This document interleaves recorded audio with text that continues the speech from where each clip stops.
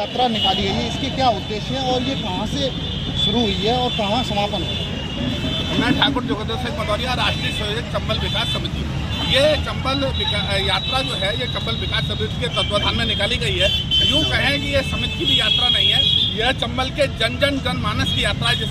जिससे आधार पर आप देख रहे होंगे कि हर जगह लोगों का एक समूह का उमाड़ जो है, एक जन सैलाब जो है इस यात्रा के प्रति होता है। ये उन लोगों की यात्रा है। ये जाना पाओ जहाँ भगवान परशुराम की जन्मस्थली है, चंबल जो है शिव के गौमुख से निकली है, वहाँ से ये यात्रा प्रारंभ हुई है और पचनदा तक जाएगी, जहाँ पास नदी है वहाँ भरे मंदिर है अति प्राचीन, वहाँ पर जो है जमुना चंबल में मिली है।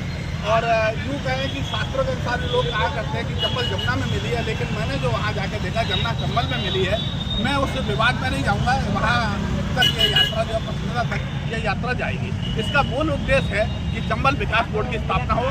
तीनों राज्यों के मुख्यमंत्रियों से हमारी बात है, क्योंकि चंबल 3 राज्यों में निकलती है, मध्य प्रदेश, राजस्थान और उत्तर प्रदेश। राजस्थान की जीवनदायिनी नदी है, चंबल के किनारे घाट विकसित हो, उनका जीव और जंतु का संरक्षण हो तो जन का भी संरक्षण हो, उनका भी ध्यान रखा जाए। अच्छे अच्छे घाट बने चंबल के किनारे और चंबल विकास बोर्ड की स्थापना हो। जब चंबल विकास बोर्ड बनेगा, सरकार ने तमाम कृषि बोर्ड, एग बोर्ड, अंडा बोर्ड, मछली बोर्ड, दूध बोर्ड, नारियल बोर्ड, फलाने बोर्ड, ठिकाने बोर्ड बना दिए और यहाँ तक कि नर्मदा विकास बोर्ड भी बना हुआ है। तो चंबल विकास बोर्ड सरकार क्यों नहीं ध्यान दे रही? ये एक अति गंभीर और प्रश्न है। चंबल का पैसा जो है चंबल विकास बोर्ड के माध्यम से यहाँ अगर लगेगा। और दूसरी मेरी मांग है कि जब 50% शहीद जो है यहाँ से होते हैं तो चंबल रेजिमेंट की स्थापना हो, रोजगार के अवसर है, यहाँ गौ अभ्यारण्य बने, गौशाला नहीं, गौ अभ्यारण्य बने। चंबल के पास पानी है, चंबल के पास चारा है, चंबल अपना जो है सब कुछ देती है, तो गौ अभ्यारण्य बने। यहाँ रोजगार के बहुत सारे अवसर है, टूरिज्म को बढ़ावा दिया जाए। ये सब उद्देश्यों को लेकर के लोगों के जनजीवन का दर्पण चंबल है, लोगों की लोकतियों को जीने की कला चंबल है, साहस, वीरता और निडरता, निर्भीकता का नाम चंबल है।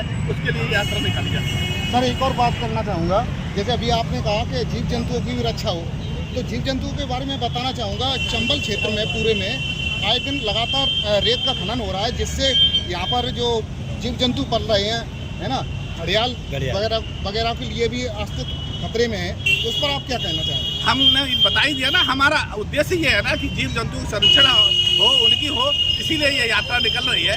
इसके लिए हम बात कर रहे हैं और सरकार का उसकी ओर ध्यान आकर्षित कर रहे हैं।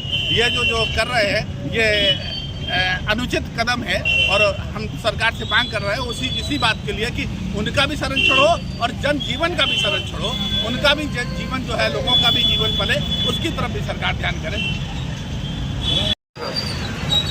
गंगा आरती के दौरान मेरे आग्रह को स्वीकार करके उन्होंने जो चंबल यात्रा मेरे निवेदन पर विकास यात्रा जो निकाली है, उसके लिए मैं उनका हृदय से आभारी हूँ। धन्यवाद। जय हिंद। कहना चाहता हूँ कि ये सामंजस्य बीच का रास्ता निकाला जाए, कुछ घाट खोल दिए जाएँ और कुछ घाट प्रतिबंध कर दिए जाएँ, तो दोनों का संरक्षण हो सकता है। जीव जंतु के साथ साथ मानव का भी संरक्षण होना चाहिए, दोनों का रोजगार भी मिलना चाहिए।